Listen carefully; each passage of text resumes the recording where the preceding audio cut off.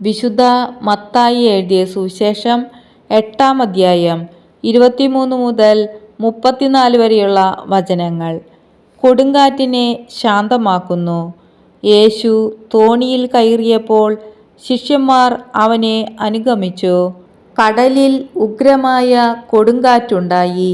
തോണി മുങ്ങത്തക്കവിധം തിരമാലകൾ ഉയർന്നു. അവൻ ഉറങ്ങുകയായിരുന്നു. ശിഷ്യന്മാർ അടുത്തു ചെന്ന് അവനെ ഉണർത്തി അപേക്ഷിച്ചു, "കർത്താവേ, രക്ഷിക്കണമേ, ഞങ്ങൾ ഇതാ നശിക്കുന്നു." അവൻ പറഞ്ഞു, "അല്പവിശ്വാസികളെ, നിങ്ങൾ എന്തിന് ഭയപ്പെടുന്നു?"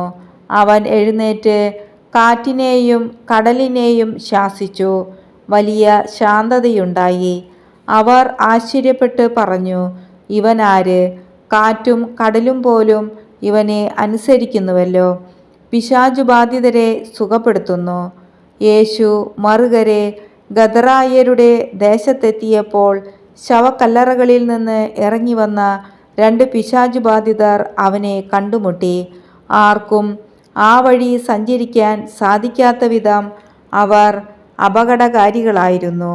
അവർ അട്ടഹസിച്ചു പറഞ്ഞു, "ദൈവപുത്ര, നീ എന്തിന് ഞങ്ങളുടെ കാര്യത്തിൽ ഇടപെടുന്നു? സമയത്തിനു മുമ്പ് ഞങ്ങളെ പീഡിപ്പിക്കാൻ നീ ഇവിടെ വന്നിരിക്കുകയാണോ?"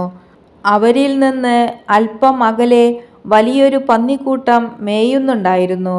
പിശാചുക്കൾ അവനോട് അപേക്ഷിച്ചു, "നീ ഞങ്ങളെ പുറത്താക്കുന്നെങ്കിൽ ആ പന്നിക്കൂട്ടത്തിലേക്കയക്കണമേ." അവൻ പറഞ്ഞു, "പോയിക്കൊള്ളുവിൻ." അവ പുറത്തു വന്നു പന്നികളിൽ പ്രവേശിച്ചു. പന്നിക്കൂട്ടം മുഴുവൻ കിഴക്കാന്തൂക്കായ നിലത്തിലൂടെ പാഞ്ഞ് ചെന്ന് കടലിൽ മുങ്ങിച്ചത്തു. പന്നി മേയ്ക്കുന്നവർ ഭയപ്പെട്ടോടി പട്ടണത്തിലെത്തി എല്ലാ കാര്യങ്ങളും പിശാചുബാധിതർക്ക് സംഭവിച്ചതും അറിയിച്ചു. അപ്പോൾ പട്ടണം മുഴുവൻ യേശുവിനെ കാണാൻ പുറപ്പെട്ടു വന്നു. അവർ അവനെ കണ്ടപ്പോൾ തങ്ങളുടെ അതിർത്തി വിട്ടുപോകണമെന്ന് അപേക്ഷിച്ചു.